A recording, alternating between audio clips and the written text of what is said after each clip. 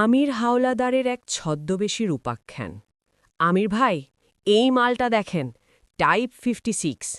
আমির ভ্রুকুচকে রাইফেলটা হাতে নিল। ওটার ওজন আর ফিনিশিং দেখে অবিকল AK-47 মনে হচ্ছে। সে চেম্বার চেক করল, তারপর ট্রিগার টেনে সুযোগ ক্লিক শব্দটা শুনল। বলল, মালটা তো দেখছি পুরাই AK-47। কেরামত হাতের তালু কচলাতে কচলাতে বলল, আরে না ভাই, এই জন্যই তো আপনার কাছে আসলাম। এইটা ভাই চীনারা বানাইছে, হুবহু সোভিয়েত AK-47-এর মতন।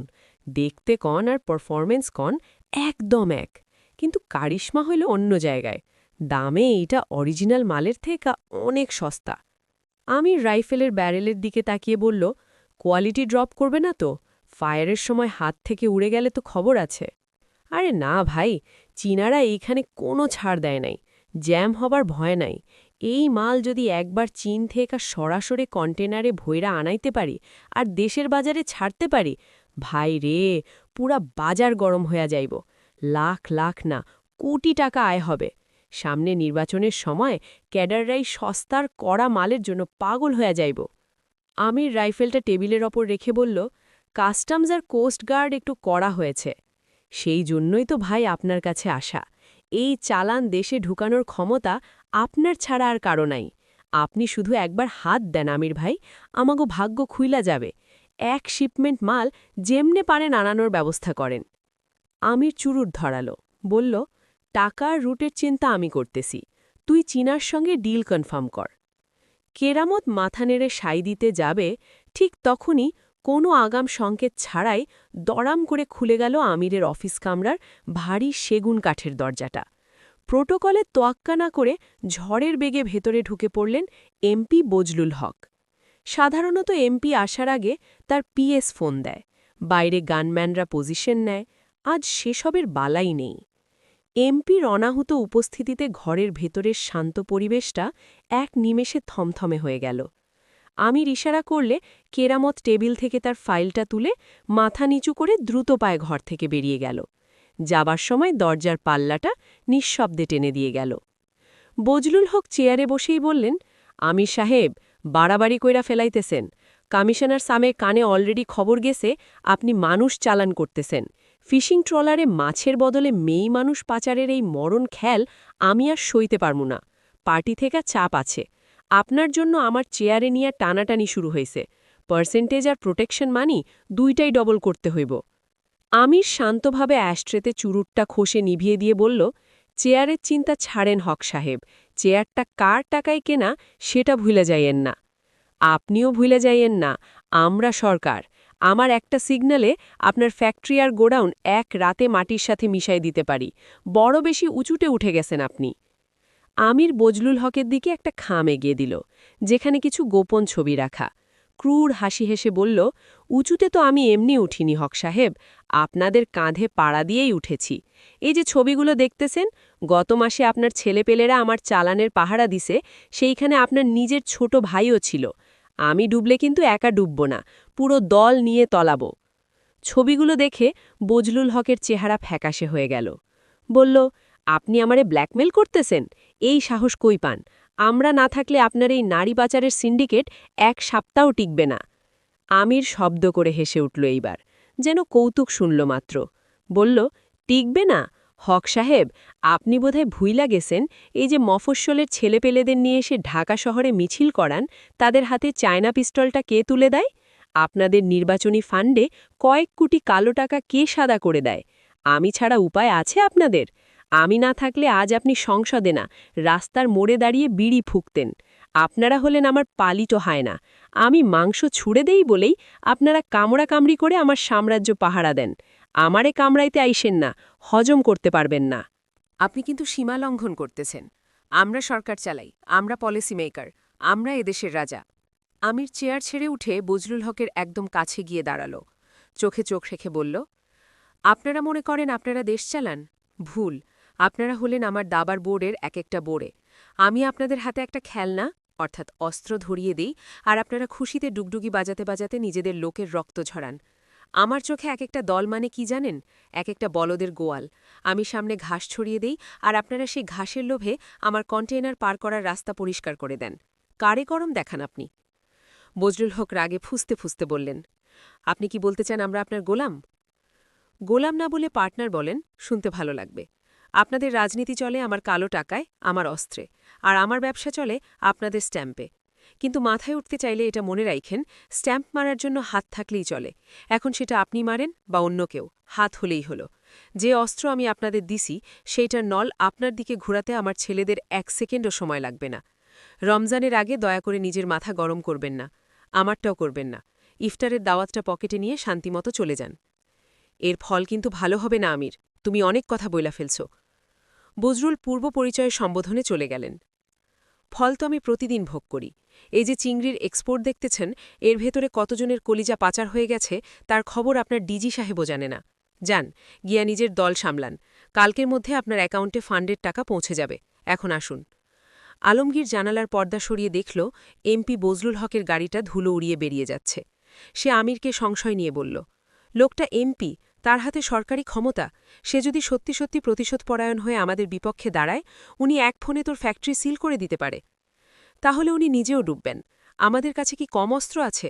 এই দেশে যোগ্য ব্যক্তির চেয়ে অযোগ্য ব্যক্তিরাই বেশি আসনে বসে। অযোগ্য লোকেদের এটাই সুবিধা। একটু ভয় দেখাইলে এরা কুণ্ডলি পাকিয়ে শুয়ে থাকে। আমার চিন্তা হচ্ছে, উনি সংসদে বসে, তুই একজন এমপিকে বলদ বললি? যদিও ওপর মহলে আমাদের ব্যবসার লিস্টটা ধরিয়ে দেয়। বজলুল হক এমপি হয়েছে আমার টাকায়, ওরে এমপি আমি বানিয়েছি। 2 বছরেই শুয়োর বাচ্চা নিজের অতীত ভুলে গেছে। ও যদি আমাকে ডুবাতে চায়, তবে রশিতে টান দেওয়ার আগেই ওর নিজের গদি ফাঁস হয়ে ওর গলায় ঝুলবে। ওরে আমার খুব ভালো করে চেনা আছে। আলমগীর দীর্ঘশ্বাস ফেলল।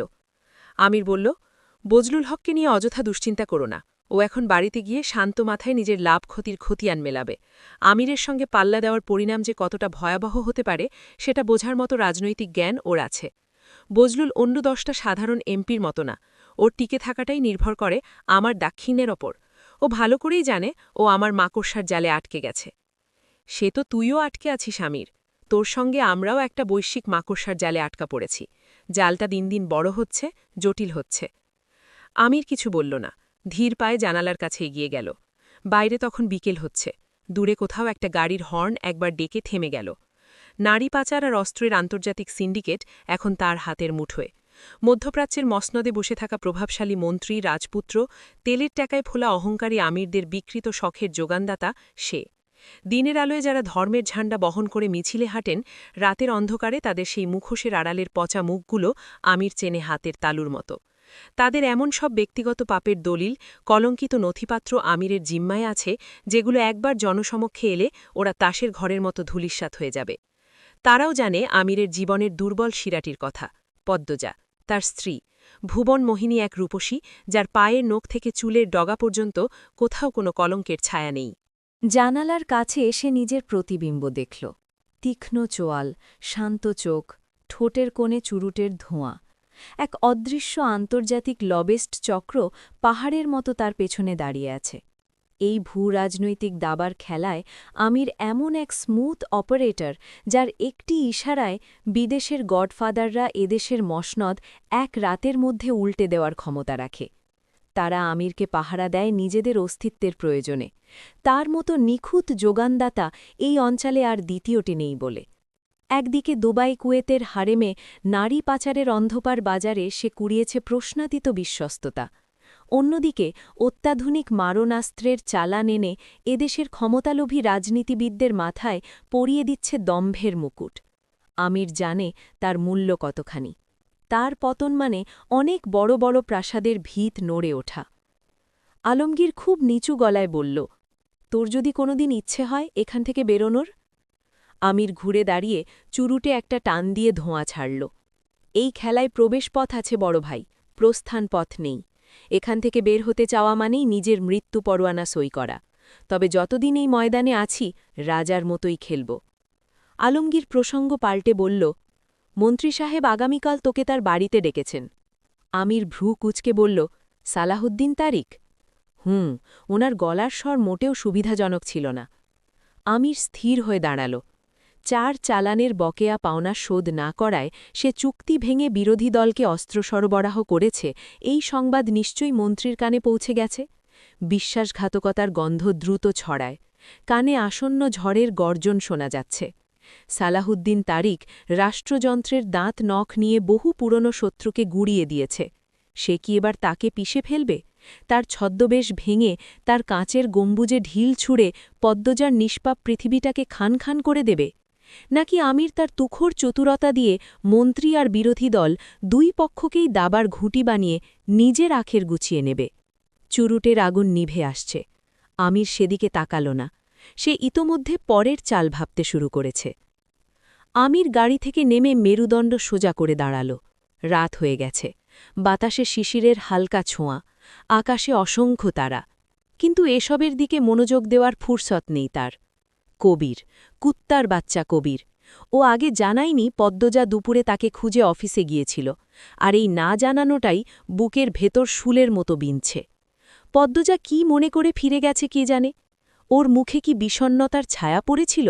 চোখ কি একটুও ভিজেছিল? নাকি সেই চিরচেনা নিরুদ্বেগ হাসিটা মুখে রেখেই ফিরে গেছে, যে হাসি দেখলে আমিরের মনে হয় পৃথিবীর সমস্ত সুখ বুঝি ওই একটা হাসির কাছে হার মেনে গেছে। আমির দ্রুত পায়ে হাঁটতে লাগল। প্রতিদিনই দেখা হয় পদ্মজার সঙ্গে, প্রতিটি সকাল, প্রতিটি সন্ধ্যা। তবু প্রতিদিন ফেরার সময় মনে হয় সে দীর্ঘ এক মরুপথ পাড়ি দিচ্ছে। বুকের ভেতর এমন সুখের স্রোত জেগে ওঠে যেন এটাই প্রথম দেখা, যেন এই মুহূর্তের আগে পৃথিবীটা কখনো এত রঙিন ছিল না। কি আশ্চর্য, কি আশ্চর্য! এমন প্রলয়ঙ্কারী প্রেম কেন জন্মালো হৃদয়ে? কে বুনে দিয়ে গেছে এই আগুনের বীজ? এত সুখ একটা মানুষের মধ্যে কি করে থাকতে পারে? অতটুকু একটা শরীরে, অতটুকু একটা হাসিতে? পদ্মজার কথা মনে পড়লে, তার কাছাকাছি যেতে চাইলে শরীরের প্রতিটি কোণ পুড়ে যায় কিসের যেন এক দহনে। অথচ এই পোড়াতেও এত সুখ যে সে চায় না আগুন নিভুক, চায় না এই দহন থামুক, বরং আরও জ্বলুক, আরও পুরুক। এই আগুনের নামই তো পদ্মজা, আর পদ্মজাই তার সমস্ত পৃথিবী। আমির দরজার সামনে দাঁড়িয়ে কলিং বেল চাপতেই ভেতর থেকে দ্রুত পায়ের শব্দ শোনা গেল। মুহূর্তের মধ্যেই কপাট খুলে গেল। পদ্মজা আগে থেকেই দরজার ওপাশে দাঁড়িয়ে প্রতীক্ষার প্রহর গুনছিল। দরজা খুলতেই আমিরের চোখের সামনে ফুটে উঠল পদ্মজা নামক ফুলটি। সৃষ্টিকর্তা যেন তার সমস্ত নিখুঁত কারুকার্য দিয়ে এই মেয়েটিকে গড়েছেন, যার সৌন্দর্যের কাছে সকল সৌন্দর্য ম্লান হতে বাধ্য। পদ্মজা মৃদুস্বরে সালাম দিল, আসসালামু আলাইকুম। ওয়ালাইকুম আসসালাম বলতে বলতে আমির পদ্মজাকে জড়িয়ে ধরল। আলতো করে চুমু খেল ওর কপালে। ১৯-২০ বছরের তরুণী পদ্মজার মাথাটা ঠিক আমিরের হৃৎপিণ্ড বরাবর থেকে গেল। পরক্ষণেই নিজেকে একটু ছাড়িয়ে নিয়ে অস্থির গলায় বলল, আপনার সাথে জরুরি কথা ছিল, অফিসেও গিয়েছিলাম, পাইনি। কোথায় ছিলেন? আমির পদ্মজার হাত ধরে টেনে নিয়ে গেল সোফার দিকে, নিজে বসল। পদ্মজাকেও নিজের কোলে বসিয়ে বলল, এই অধমকে কেন খুঁজছিলেন রানী সাহেবা? বলুন, আপনার কথা শুনতে এই বান্দা সদা প্রস্তুত। হেয়ালি করবেন না, জরুরি কথা। আমির তৎক্ষণাৎ নিজের মুখভঙ্গি এমন করল যেন কোনো উচ্চ পর্যায়ের রাষ্ট্রীয় মিটিংয়ে বসেছে। গম্ভীর হয়ে বলল, জি ম্যাডাম, বলুন শুনি। নীলুফারের কথা মনে আছে আপনার? আমির একটু ভাবল। নীলুফার পদ্মজার কলেজের বন্ধু। যখন পদ্মজা তার ৩ মাস বয়সী কন্যা পারিজাকে হারিয়ে ভেতর থেকে ভেঙে পড়েছিল, তখন নীলুফার প্রায় প্রতিদিন আসত। চুপ করে পদ্মজার পাশে বসে থাকত, কথা বলত, হাসাত, কখনো কাঁদত, পদ্মজাকে শক্ত রাখার চেষ্টা করত। এমন বন্ধুকে কি ভোলা যায়? মনে আছে। কেন, তার কি বিয়ে ঠিক হয়েছে? পদ্মজা মাথা নেড়ে বলল, না, ওকে গত কয়েকদিন ধরে কোথাও পাওয়া যাচ্ছে না। খালাবাড়ি গিয়েছিল, সেখান থেকে একদম উধাও হয়ে গেছে। কোনো প্রেমিকের হাত ধরে পালায়নি তো? পদ্মজা চোখ পাকাল, বলল, আপনার যত আজে বাজে চিন্তা। ওর প্রেমিকই ওকে হন্যে হয়ে খুঁজছে। ওদের তো খুব শীঘ্রই বিয়ে হওয়ার কথা ছিল। পুলিশে খবর দেওয়া হয়েছে? দেওয়া হয়েছে, কিন্তু পুলিশ কেমন যেন গা ছাড়া ভাব দেখাচ্ছে, তেমন কোনো গুরুত্বই দিচ্ছে না। আপনার তো বড় বড় মন্ত্রী আর এমপিদের উঠা বসা, আপনি কি একটু তদবির করতে পারেন না? অন্তত পুলিশ যেন একটু সিরিয়াসলি তদন্ত করে। পদ্মজার চোখের কোণে জল টলমল করছে। আমির স্বভাবসুলভ ভঙ্গিতে কপাল কুঁচকে খানিকক্ষণ চুপ করে রইল। তারপর সংশয়ের সুরে বলল, এত বড় একটা মেয়ে জনবহুল শহর থেকে হুট করে এভাবে গায়েব হয়ে গেল? কেউ কিডন্যাপ করলে? ধর্ষণ, খুন, গুম তো এখন প্রতিদিনের খবর হয়ে গেছে। আমি ভাবতেও পারছি না নীলুফারের সঙ্গে এমন কিছু। গলা আটকে গেল ওর। আচ্ছা, আমি দেখছি, অস্থির হয়েও না। আমিরের কথায় পদ্মজার মনের উপর চেপে বসা ভারী পাথরটা যেন কিছুটা হালকা হলো। সে একটা দীর্ঘশ্বাস ছেড়ে উঠে দাঁড়াল। আমিরের শার্টের কলারটা ঠিক করে দিয়ে বলল, এখন যান, ফ্রেশ হয়ে আসুন। শরীর থেকে ঘামের গন্ধ বেরোচ্ছে। এভাবে ঘাম নিয়ে বসে থাকলে ঠান্ডা লেগে যাবে। যাচ্ছি, খাবার রেডি করো না আবার। আব্বা আসছিলেন, ওনার সাথেই বাইরে এক জায়গায় খেয়ে নিয়েছি। তবে তুমি যদি চাও, এই অধম আরেকবার উদরপূর্তি করতে রাজি আছে। পদ্মজা বিস্ময়ে থেমে গেল, বলল, আব্বা শহরে এলেন অথচ বাসায় এলেন না, কেন? আগামীকাল আসবেন। আজ ওনার কোনো এক পুরনো বন্ধুর বাসায় গেছেন। অনেকদিন পর দেখা তো, তাই সেখানেই রয়ে গেলেন। ছেলের বাড়ি দোরগোড়ায় রেখে উনি বন্ধুর বাড়িতে রাত কাটাতে গেলেন? অদ্ভুত। ওনার মর্জি। আসো, তোমাকে খাইয়ে দিই। পদ্মজা আমিরের কোল থেকে সরে গিয়ে রান্নাঘরের দিকে পা বাড়াল। চলতে চলতেই বলল, আজ রোজা ছিলাম, ইফতারি করে পেট ভরে গেছে, রাতে আর কিছু খাবো না। আমির মনে করার চেষ্টা করল ক্যালেন্ডারের পাতা। আজ কি সোমবার?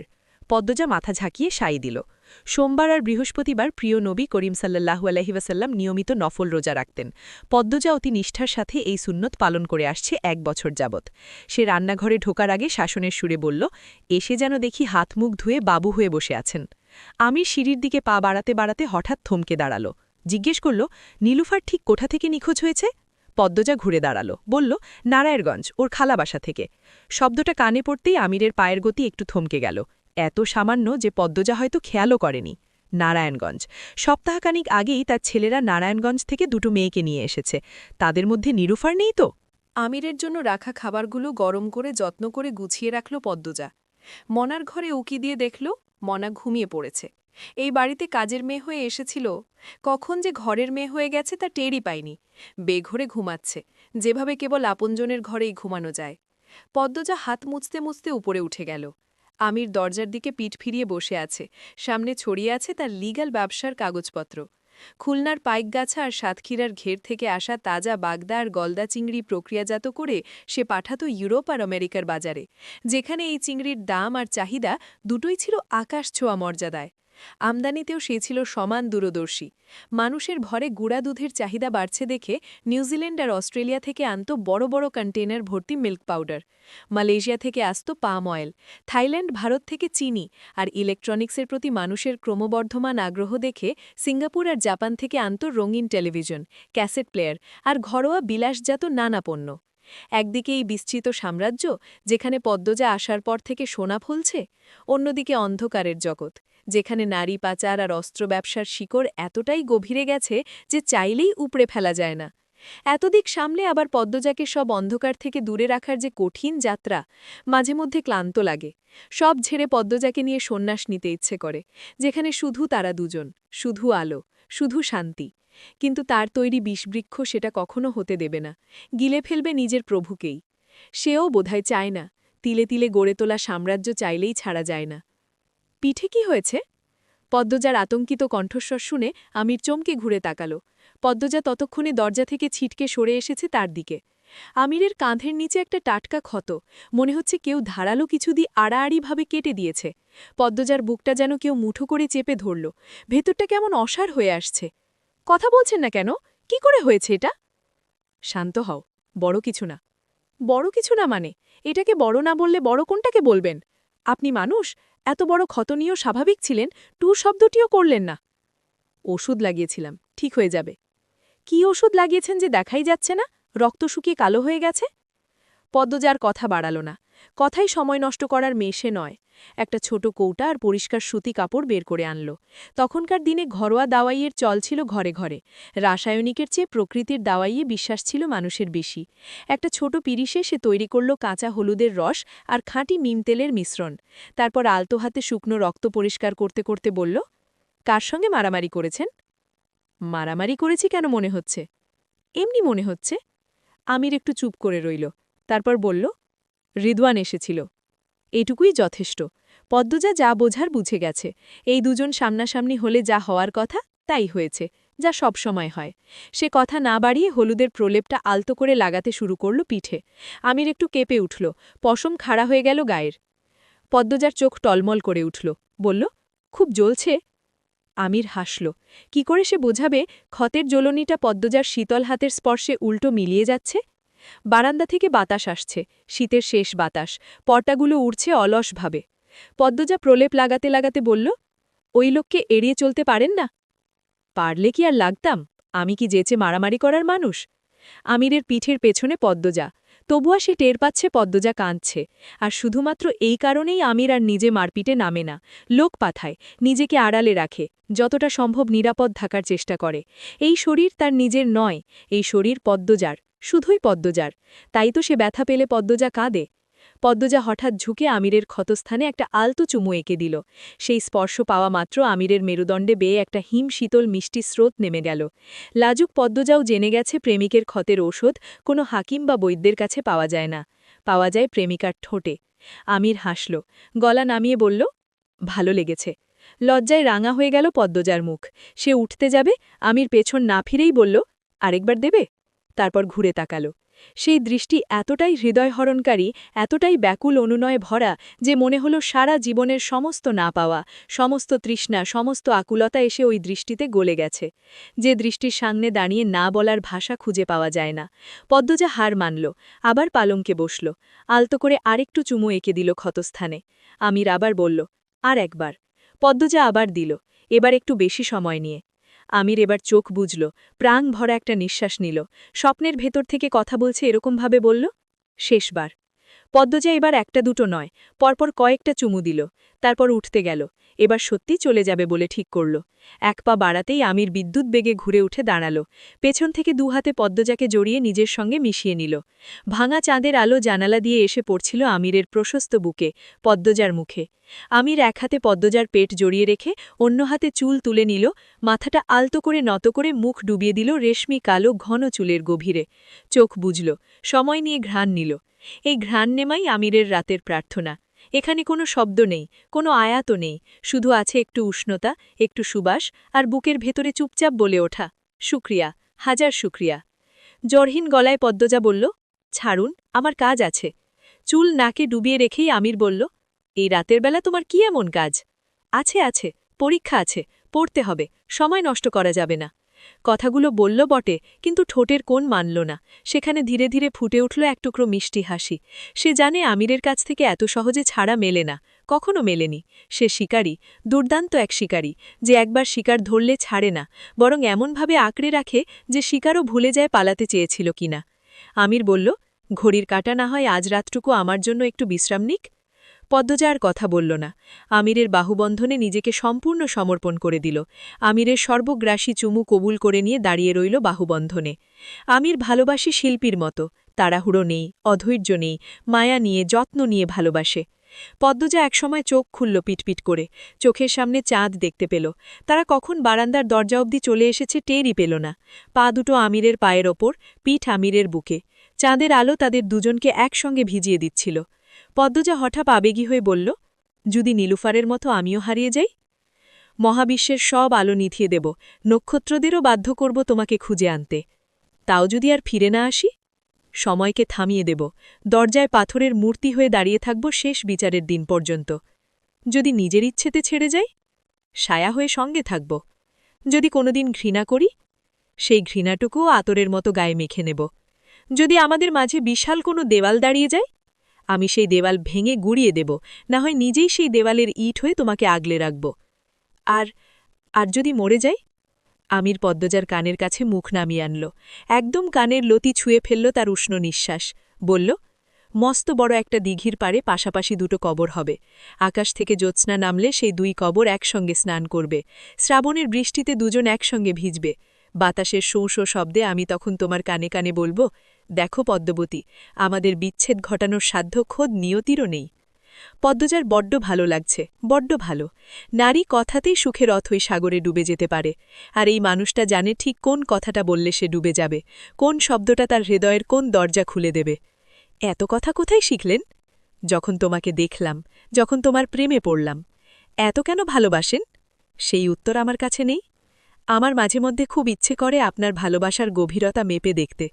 এবার আমির মেরুদণ্ড সোজা করে দাঁড়াল, শক্ত করল হাতের বাঁধন, গর্ব নিয়ে বলল, অতল সাগরের কুল পেলেও আমিরের ভালোবাসার তল পাবে না পদ্মবতী। তবে আপনিই বলুন, ঠিক কতটা ভালোবাসেন? আমির আর একবার দীর্ঘশ্বাস টেনে নিল, নাক পদ্মজার ঘাড়ে নামিয়ে আনল, চিরচেনা সুবাস বুক ভরে টেনে নিল, যে সুবাস তাকে কাছে আদিম নেশার মতো।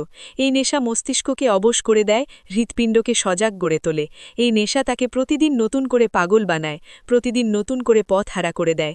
তারপর ঘোর লাগা কণ্ঠে বলল, যতটা ভালোবাসলে নিজের সত্তা বিসর্জন দিয়ে অন্যের ছায়া হয়ে থাকা যায়, যতটা ব্যাকুল হলে সৃষ্টার কাছে নিজের অস্তিত্ব বিলীন করে দেওয়া যায়, আমি ঠিক ততটাই পথভ্রষ্ট তোমার মায়ায়। আবেগের প্রবল জোয়ারে পদ্মজা নিজের নিয়ন্ত্রণ হারাল। এক লহমে ঘুরে দাঁড়িয়ে চট করে পায়ের আঙুলে ভর দিয়ে দাঁড়াল সে। দু হাতে আমিরকে লতাগুচ্ছের মতো জড়িয়ে ধরল। তার উত্তপ্ত বক্ষপিঞ্জরে মুখ লুকিয়ে ফেলল। সেখানটায় আমিরের শরীরের পৌরুষদীপ্ত ঘ্রাণ আরেক মায়াবী মাদকতা তৈরি করে রেখেছে। খোলা বুকে মুখ ঘষে ফিসফিস করে বলল, আমিও আপনাকে ভালোবাসি, খুব ভালোবাসি। আমির মুহূর্তের মধ্যে এক হ্যাচকা টানে পদ্মজাকে পাঁজাকোলা করে তুলে নিল। তার পেশিবহুল হাতের বাঁধন দুর্ভেদ্য দেওয়ালের মতো। ধীর পদক্ষেপে সে গিয়ে দাঁড়াল খোলা বারান্দায়। মাথার ওপর রূপালী চাঁদ তখন পূর্ণ যৌবন নিয়ে আকাশ আলো করে হাসছে। আমির আকাশের দিকে তাকিয়ে তাচ্ছিল্যের হাসি হাসল। তারপর গলা চড়িয়ে নাটকীয় ভঙ্গিতে বলল, দেখ চাঁদ, চেয়ে দেখ, তোর তো নিজের কোনো আলো নেই, ধার করা আলো নিয়ে বড়াই করিস, তাও আবার বুকে একরাশ কলঙ্ক নিয়ে বসে আছিস। আর এদিকে দেখ, আমার বুকের দিকে চেয়ে দেখ, একদম নিখুঁত, একটুও খুঁত নেই। পৃথিবীর সমস্ত পূর্ণিমাকে লজ্জা দেবার মতো এই নিখুঁত নারী আমার মতো এক বুনো শ্যামবর্ণকে ভালোবাসে। তুই তো সারারাত একা পুড়ে খা খোস, তোর কি হিংসে হচ্ছে না রে? যা যা, মেঘের আড়ালে গিয়ে মুখ লুকো, তোর চেয়েও অনেক বেশি উজ্জ্বল চাঁদ আমার বাহুতে বন্দি, তোকে আর কি প্রয়োজন? আমিরের কথা শুনে পদ্মজা আর নিজেকে সামলাতে পারল না। আমিরের গলায় মুখ লুকিয়ে খিলখিল করে হেসে উঠল। হাসল আমিরও। আকাশে বাতাসে কি আনন্দ, কি আনন্দ! যেন পৃথিবীর সমস্ত সুখ আজ রাতে ডানা মেলে উড়ে এসে নেমে পড়েছে তাদের চরণে, জমা হয়েছে এই বারান্দায়, এই মুহূর্তে, এই দুটো মানুষের নিঃশ্বাসের ভেতরে। ভালোবাসা মাখানো পর্ব। আগামী পর্বে বাকি চরিত্ররা এন্ট্রি নেবে।